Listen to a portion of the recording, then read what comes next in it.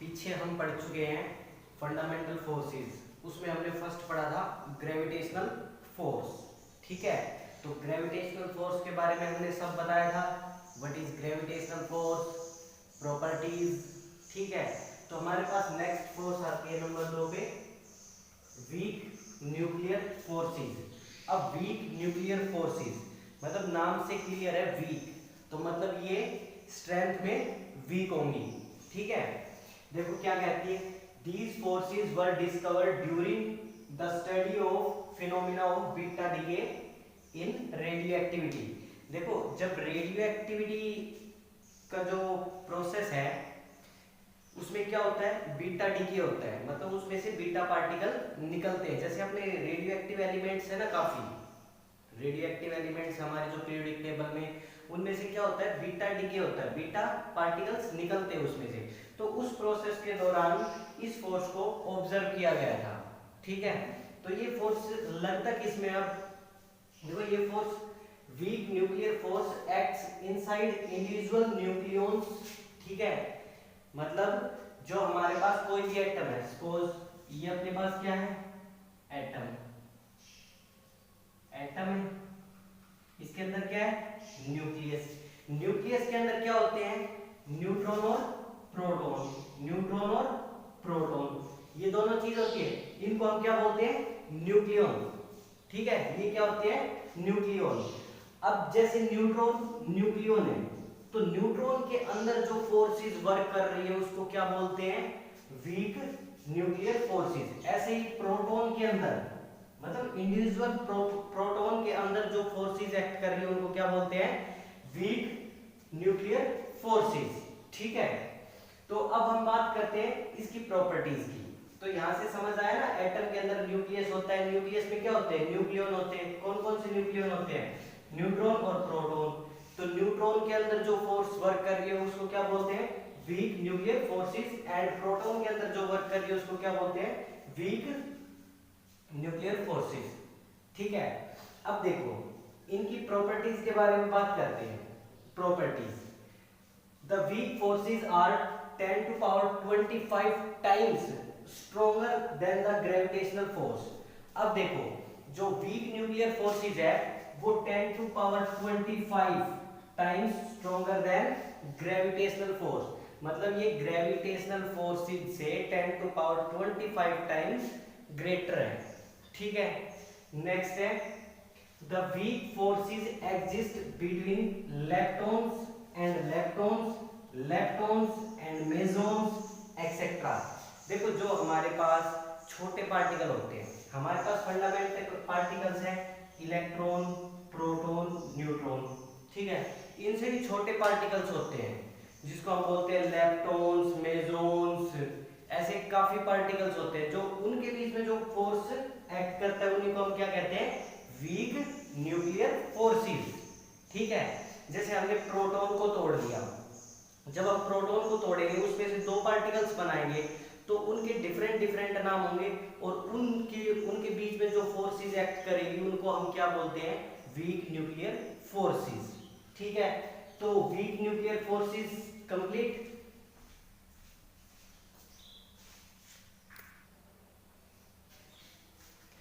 Next is electromagnetic forces. Electromagnetic forces, the electromagnetic forces is a force that occurs between electrical charged particles. अब देखो आपके पास दो electrical charge particles हैं, तो this is plus charge and this is also a plus charge. इन दोनों के बीच में जो फोर्स लगती है उनको क्या बोलते हैं, इलेक्ट्रोमैग्नेटिक फोर्स। अब दोनों सेम चार्ज है तो क्या करेंगे, एक दूसरे को रिपेल करेंगे, तो यहाँ जो फोर्स वर्क करेंगे उसको हम क्या बोलते हैं, इलेक्ट्रोमैग्नेटिक फोर्स। जैसे प्लस और माइनस के बीच में कैसा फोर्स होता है, अट्रैक्टिव फोर्स। ठीक है, तो ये किसके एग्जांपल है, इलेक्ट्रोमैग्नेटिक फोर्सेस के।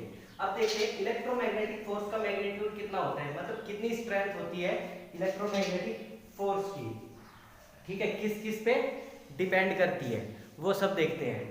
देखो पहले जो अपने पास इलेक्ट्रोमैग्नेटिक फोर्स है F, वो डायरेक्टली प्रोपोर्शनल है Q1 into Q2, means Q1 का मैग्नीट्यूड एंड Q2 का मैग्नीट्यूड। इनकी चार्ज की स्ट्रेंथ जितनी ज्यादा होगी फोर्स भी उतना ही ज्यादा होगा। तो Q1 और Q2 के डायरेक्टली प्रोपोर्शनल है।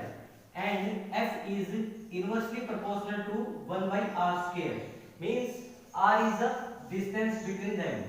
अब इन दोनों के बीच की जो डिस्टेंस है उसके स्क्वायर पे क्या होता है, इनवर्स रिलेशन होता है फोर्स के साथ। ठीक है, दोनों को कंबाइन करेंगे सो फोर्स क्या आ जाएगा, directly proportional to Q1 Q2/r²। अब क्या करेंगे, प्रोपोर्शनलिटी के साइन को रिमूव करने के लिए हम एक कांस्टेंट ऐड करेंगे। ठीक है, एक कांस्टेंट ऐड कर देते हैं k, प्रोपोर्शनलिटी का साइन क्या है, सो Q1 Q2/r²। अब यहाँ जो ये k है इसकी वैल्यू कितनी होती है, इसकी वैल्यू होती है k इज इक्वल टू 1/4πε0। ये होती है इसकी वैल्यू। तो k की जगह हम क्या रखेंगे, 1/4πε0 Q1 Q2/r²। अब देखो 1/4πε की जो वैल्यू होती है, न्यूमेरिक वैल्यू कितनी होती है, वो होती है 9 × 10⁹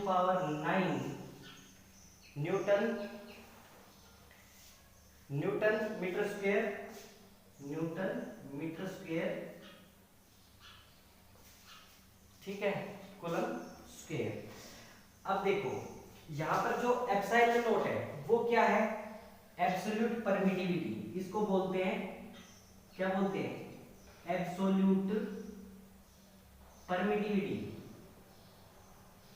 ठीक है, और इस एप्सिलॉन की वैल्यू क्या होती है, एप्सिलॉन की वैल्यू होती है 8.85 × 10⁻12 c²।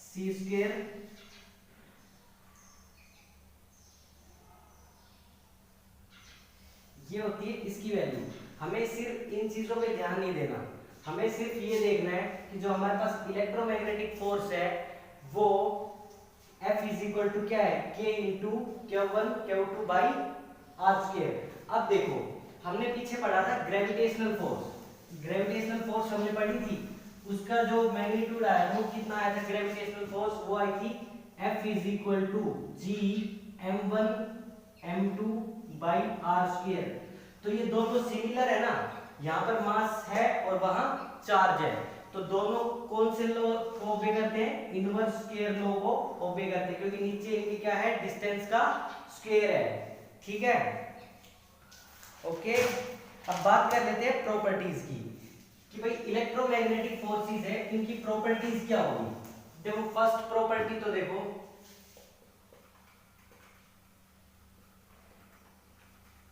फर्स्ट प्रॉपर्टी इज कि ये अट्रैक्टिव भी हो सकती है और रिपल्सिव भी हो सकती है।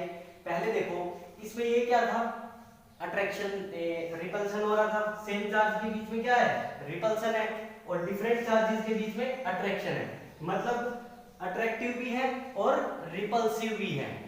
ठीक है, नंबर 2 दूसरे पे क्या है, पहला तो हो गया अट्रैक्टिव भी हो सकती है और रिपल्सिव भी हो सकती है। ठीक है, तो जो लाइक चार्जेस होते हैं, मतलब सेम चार्ज वो क्या करते हैं, रिपेल करते हैं, और डिफरेंट चार्ज यानी अनलाइक चार्ज वो क्या करते हैं, अट्रैक्ट करते हैं एक दूसरे को।